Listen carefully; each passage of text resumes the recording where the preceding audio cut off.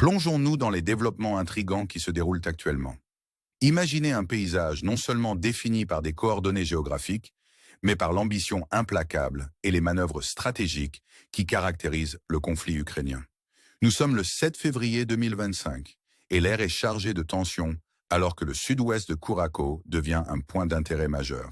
Depuis des semaines, un sac de feu mijote, captivant le regard du monde entier, là où les forces russes et ukrainiennes sont engagées dans une danse féroce de puissance militaire. Ce n'est pas seulement une bataille pour le territoire, c'est une bataille pour le récit et le pouvoir. Les troupes russes poursuivent leur avancée méthodique vers Liane, chaque pas témoignant de leur détermination stratégique. Pourtant, les forces ukrainiennes restent résilientes, leur esprit intact, alors qu'elles tiennent la partie nord de la région de Kherson. Imaginez le pont Antonov, autrefois fier symbole de connectivité, devenu un témoin silencieux des retraites tactiques et des avancées qui ont défini ce conflit. Le pont, victime de la guerre, résonne l'histoire plus large d'une région aux prises avec les cicatrices du combat. Ces dernières heures, des rapports ont émergé sur les mouvements russes autour des îles près de Potonkin, suggérant une partie d'échec stratégique où chaque mouvement est calculé pour gagner un avantage territorial. Les médias ukrainiens peignent un tableau vivant de ces manœuvres, tandis que les forces russes semblent gagner du terrain. Un récit de progrès qui souligne les complexités de la guerre moderne. Alors que les forces ukrainiennes tentent d'arrêter cette avancée avec des drones FPV, la région est plongée dans une ombre d'incertitude, une zone grise où l'avenir reste à écrire. Mais la question persiste. Qu'est-ce qui motive ces mouvements? Est-ce un prélude à une offensive plus large ou une démonstration de puissance calculée pour envoyer un message? La ville de Kherson elle-même, point focal de la discorde, reste sous contrôle ukrainien, un symbole de résistance au milieu du chaos. Le puissant fleuve Dniepr constitue une barrière redoutable, une ligne de défense naturelle qui complique toute idée de traversée ou de capture facile. Pourtant, le récit de la guerre n'est que rarement simple, et la possibilité d'une future attaque russe sur Kherson ne peut être écartée.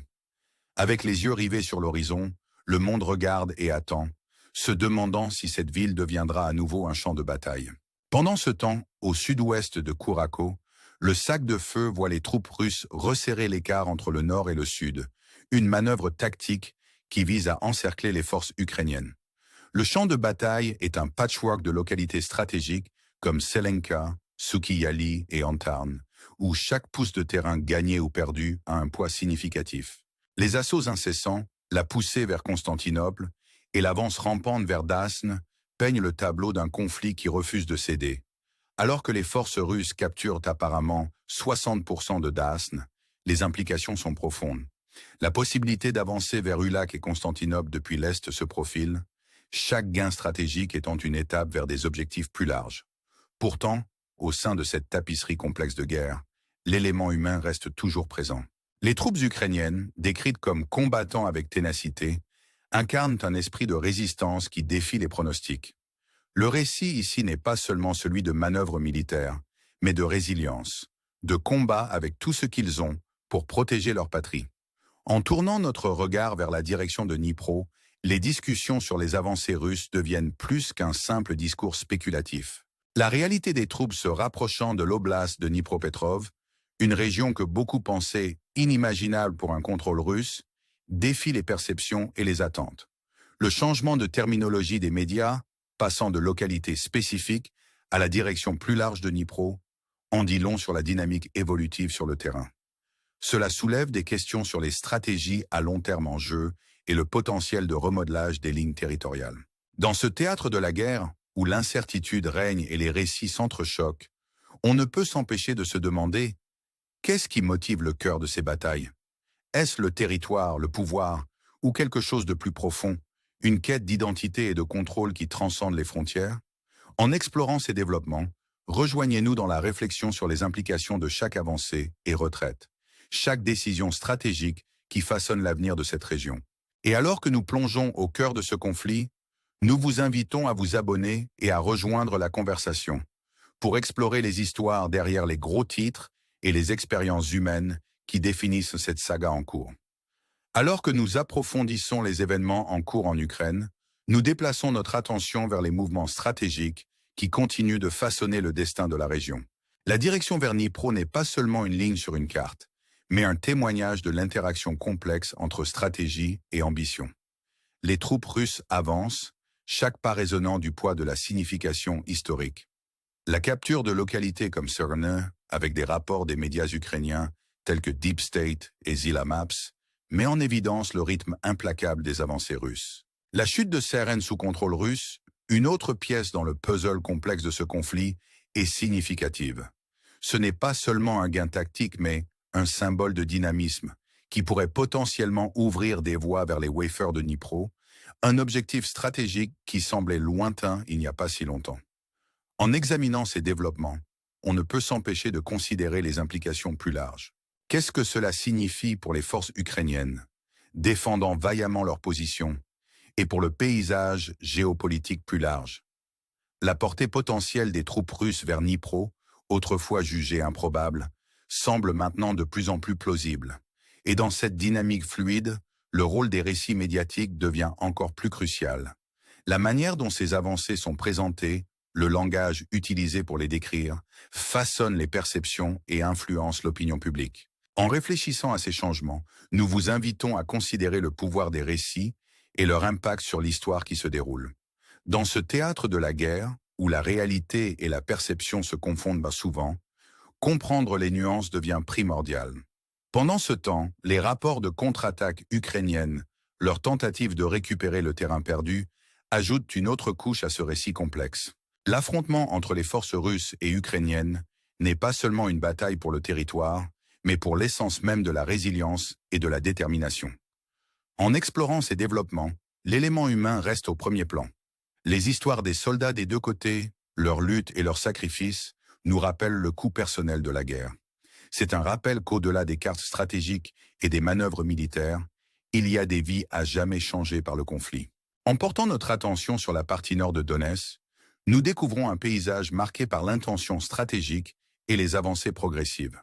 Les troupes russes sécurisent apparemment des positions dans la zone nord, se rapprochant de localités clés comme Kolodia et Myrne. Chaque pas en avant représente non seulement un gain tactique, mais aussi un point d'appui stratégique dans une région chargée de complexité. La poussée vers Liane, avec son potentiel de remodeler les lignes territoriales, est soulignée par des rapports de forces russes avançant au sud-ouest de Makivka. Bien que ces gains puissent en sembler modestes isolément, collectivement, ils peignent le portrait d'une stratégie plus large en jeu. C'est une stratégie qui cherche à tirer parti de chaque pouce de terrain, de chaque avantage tactique, pour sécuriser un point d'appui dans une région contestée. En naviguant dans ce terrain complexe, nous devons considérer les implications plus larges de ces mouvements. Que révèlent-ils sur les stratégies et les objectifs évolutifs des parties impliquées? Et comment s'intègrent-ils dans le récit plus large du conflit, dans ce théâtre de la guerre où les enjeux sont élevés et les résultats incertains? Ces questions sont primordiales.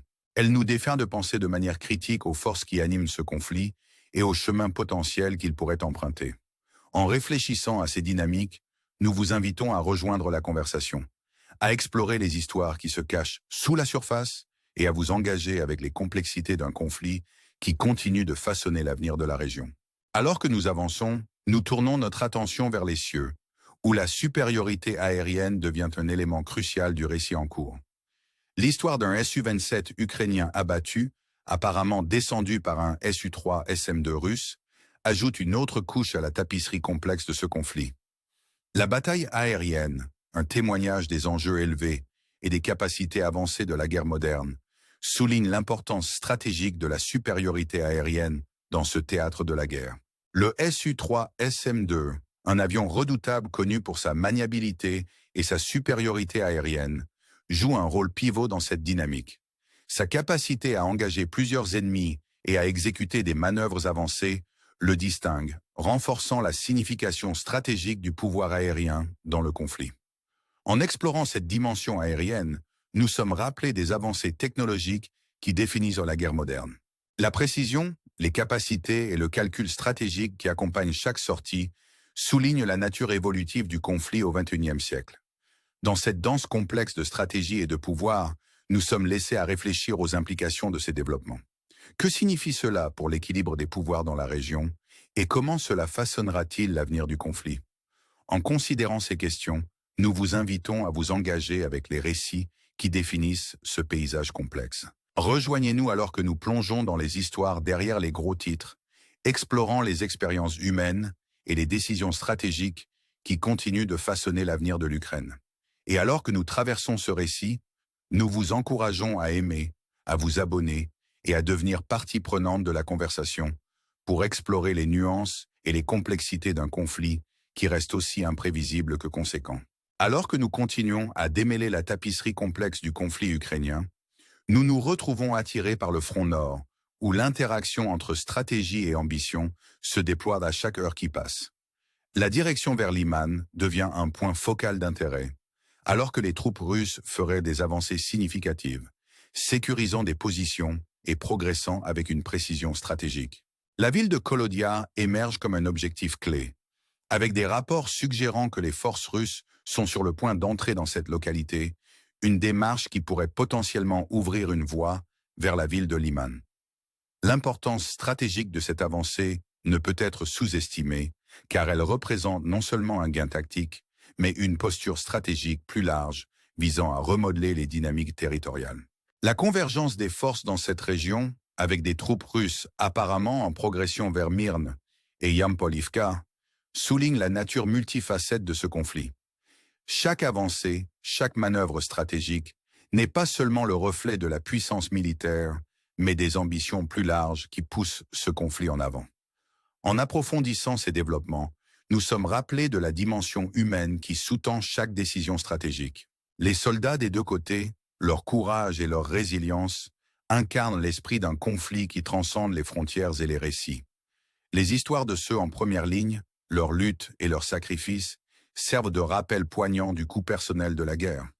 Au-delà des cartes et des stratégies, il y a des vies à jamais changées par les événements en cours, des histoires qui nous rappellent le coût humain du conflit. En explorant ces récits, nous tournons notre regard vers les implications plus larges des dynamiques en cours. Que révèlent ces avancées sur les stratégies évolutives des parties impliquées et comment s'intègrent-elles dans le paysage géopolitique plus large? Dans ce théâtre de guerre, où chaque mouvement porte des implications profondes, ces questions nous défient de penser de manière critique aux forces qui animent ce conflit et aux chemins potentiels qu'il pourrait emprunter. En réfléchissant à ces dynamiques, nous vous invitons à rejoindre la conversation, à explorer les histoires qui se cachent sous la surface et à vous engager avec les complexités d'un conflit qui continue de façonner l'avenir de la région. Pendant ce temps, les rapports d'avancée dans la partie sud de Makivka ajoutent une autre couche au récit évolutif. Les forces russes feraient des progrès dans cette région, sécurisant des positions et avançant avec une intention stratégique. Bien que ces gains puissent sembler incrémentaux, collectivement, ils représentent une stratégie plus large visant à consolider le contrôle et à remodeler les lignes territoriales. L'importance stratégique de ces mouvements ne peut être sous-estimée, car ils soulignent la nature dynamique et fluide de ce conflit. Dans ce théâtre de la guerre, où les enjeux sont élevés et les résultats incertains, la capacité à s'adapter et à répondre aux dynamiques changeantes devient primordiale. En naviguant dans ce paysage complexe, nous sommes rappelés des implications géopolitiques plus larges de ces développements.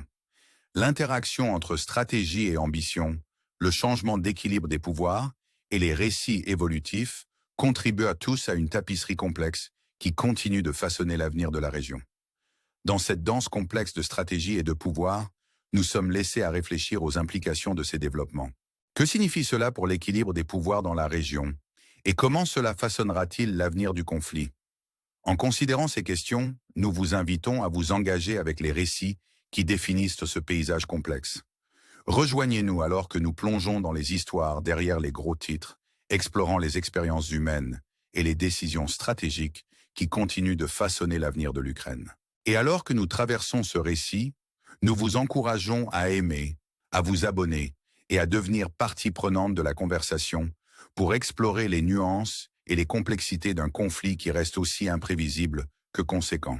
En concluant cette exploration, nous vous laissons avec une question stimulante. Dans un monde où les récits façonnent la réalité, quel rôle jouons-nous dans la compréhension et l'influence des histoires qui définissent notre époque? Rejoignez-nous pour démêler les complexités de ce conflit, alors que nous cherchons ensemble à comprendre les forces qui le poussent et les voies potentielles vers un avenir défini par la paix et la stabilité.